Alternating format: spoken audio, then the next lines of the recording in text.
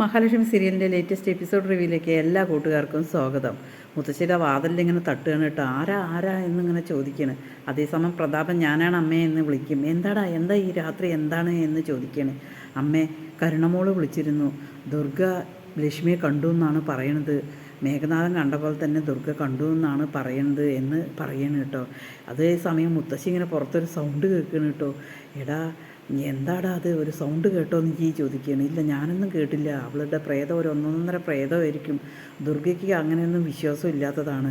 ഇനി എന്താ ചെയ്യുക എന്ന് ചോദിക്കണം. അതേസമയം മുത്തശ്ശി പറയണം, ഇനി എനിക്ക് ഉറങ്ങാനേ പറ്റില്ല. ഞാനൊന്ന് എങ്ങനെയോ ഉറങ്ങിയതായിരുന്നു, അപ്പോഴേക്കും നീ വന്നു. ഇനി എന്ത് ചെയ്യും പറയണം. മുത്തശ്ശി അങ്ങനെ പേടിച്ചിരിക്കുകയാണ് കേട്ടോ. ഏതായാലും ശരി, നമുക്ക് നാളെ രാവിലെ ആ കരിങ്കാളി ഉണ്ട് കാട്ടിൽ ഒരു അമ്പലം, ആ അമ്പലത്തിൽ പോയിട്ട് നമുക്ക് രക്ഷ കെട്ടിയിട്ട് വരാം. അതുവരയ്ക്ക് ഒന്നും ഉണ്ടാവാതിരിക്കട്ടെ എന്ന് പറയണം. പിന്നീട് നമുക്ക് ഡോക്ടറെ അടുത്തേയും കാണാൻ പോകണ്ടേ. എന്തായാലും അമ്മ കിടന്ന് ഉറങ്ങിക്കോളൂ എന്ന് പറയണം കേട്ടോ.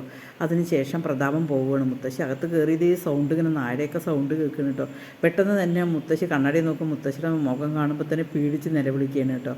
പിന്നീട് കാണിക്കുന്നത് രാവിലെ തന്നെ മുത്തശ്ശിയും പ്രതാപനും കൂടിയിട്ട് ആ കാട്ടിനുള്ളിലേക്ക് പോവുകയാണ്. കാട്ടിനുള്ളിലേക്ക് പോയിട്ട് ആ പൂജാരിയോട് കാര്യങ്ങളൊക്കെ പറയണം. ആ പൂജാരി പറയണ, സാധാരണ കാണുന്ന പോലത്തെ ആളല്ല, അത്ര ഉഗ്ര രൂപം കൂടിയതാണ്.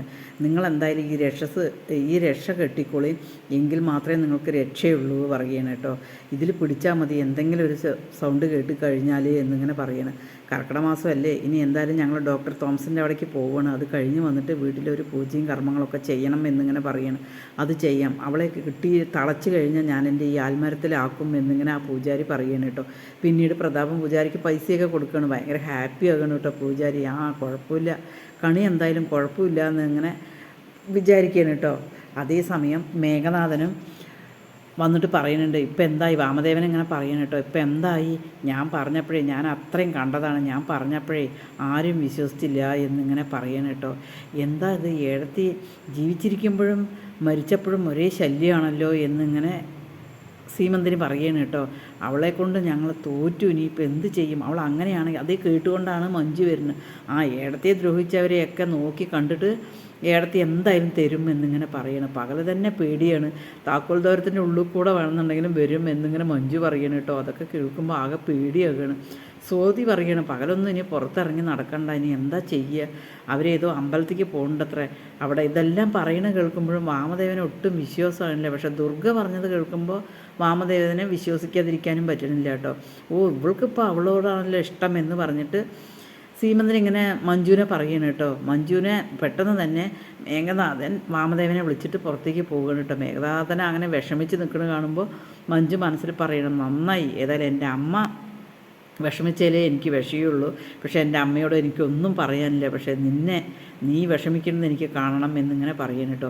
പിന്നെ മഞ്ജു പറയുന്നുണ്ട്, ഏടത്തെയല്ല പേടിക്കേണ്ടത്, പോലീസുകാരെയാണ് പേടിക്കേണ്ടത്. നിങ്ങൾ ചുട്ടുകൊന്ന് കത്തിച്ചില്ലേ, അത് ഓർമ്മ വേണം എന്നിങ്ങനെ പറയണം കേട്ടോ. അത് കേൾക്കുമ്പോൾ വാമദേവൻ പറയുന്നുണ്ട്, പോലീസുകാരൊന്നും കുഴപ്പമില്ല, അവരെയൊക്കെ നമുക്ക് പറഞ്ഞു നിർത്താം. പക്ഷേ അതുപോലെയല്ലല്ലോ ഈ പ്രേതത്തിനെ എന്നിങ്ങനെ പറയണ്. പിന്നീട് അതേപോലെ തന്നെ നമ്മളെ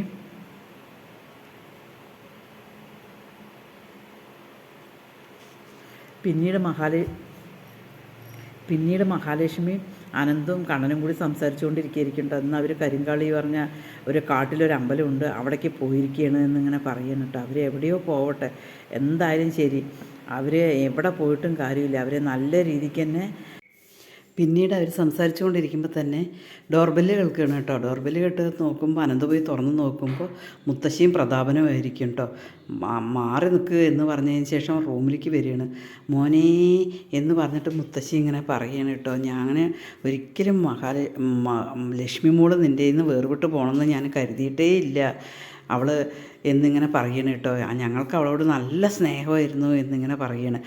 അതെനിക്കറിയും, അതുകൊണ്ടാണല്ലോ നിങ്ങൾ ഗുണ്ടകളെ കൊണ്ട് അവളെ കൊല്ലാൻ നോക്കിയത് എന്നിങ്ങനെ പറയണം. അത് മോനെ വെറും തെറ്റിദ്ധാരണയാണ് അത് എന്നിങ്ങനെ പറയണം കേട്ടോ. എന്തായാലും ശരി, നിങ്ങൾ അത്ര നല്ല ആൾക്കാരൊന്നും അല്ല എന്നിങ്ങനെ കണ്ണം പറയണം കേട്ടോ.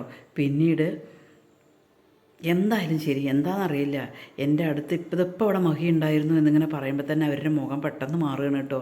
എന്താ നിങ്ങളുടെ മുഖം മാറിയത് എന്ന് ചോദിക്കുക. അല്ല, മഹി ഇവിടെ ഉണ്ടായിരുന്നു ചോദിക്കുക. മഹി ഇവിടെ ഉണ്ടായിരുന്നു, ഇന്നലെ രാത്രിയും ഉണ്ടായിരുന്നു, നിന്നോട് പറഞ്ഞില്ലടാ ആനന്ദു, എൻ്റെ മഹി ആരോ കൊത്തിച്ച് കൊന്നോ എന്നിങ്ങനെ ചോദിക്കണം. അവളുടെ ആത്മാവാണോ വന്നിരുന്നതെന്ന് എനിക്കറിയില്ല എന്നിങ്ങനെ പറയണം. അല്ല, നീ അങ്ങനെയൊന്നും പറയണ്ട എന്നിങ്ങനെ ആനന്ദ് പറയണം കേട്ടോ. അങ്ങനെ എല്ലാ കാര്യങ്ങളും അറിയുന്നത് അവർക്കാണ്, ഇവർക്കേ അറിയുള്ളൂ എന്നിങ്ങനെ പറയണം. ഇല്ല മോനെ, ഞങ്ങൾ സാഗറിൻ്റെ കൂടെ പറഞ്ഞില്ലേ, അതുപോലെ തന്നെയാണ് അവൾ പോയിട്ടുണ്ടാകും. അവൾ എന്തായാലും തിരിച്ചു വരും മോനെ. ഞങ്ങൾ തിരിച്ചു വരാൻ വേണ്ടിയിട്ടാണ് ആ അമ്പലത്തിൽ പോയിട്ട് പ്രാർത്ഥിച്ചത് എന്നിങ്ങനെ പറയണം. പിന്നീട് ഞങ്ങൾ തോമസ് വേദറിനെ ഒന്ന് കാണട്ടെ, എനിക്കിത്തിരി ശരീരമൊക്കെ ഒഴിയണം എന്നിങ്ങനെ പറയണം. അത് കേൾക്കുമ്പോൾ ആനന്ദ് പറയണം, ഇതൊരു പരിപാവനമായ സ്ഥലമാണ്, പക്ഷേ ആ പരിപാവനമായ സ്ഥലവും കൂടി നിങ്ങൾ കേടുവരുത്തരുത് എന്നിങ്ങനെ പറയണം കേട്ടോ. മോനെ, ഞങ്ങൾ എന്തായാലും 4-5 ദിവസം കഴിഞ്ഞിട്ട് ഇവിടെ ഉണ്ടാകും, ശരിയിട്ട മോനെ എന്ന് പറഞ്ഞിട്ട് അവർ പോവുകയാണ് കേട്ടോ. അതിനുശേഷം ആനന്ദ് വാതിലടയ്ക്കുകയാണ്. ഓ, ഇങ്ങനെയൊരു മനുഷ്യജന്മങ്ങളെ ഞാൻ കണ്ടിട്ടില്ല എന്നിങ്ങനെ ആനന്ദ് പറയുകയാണ്.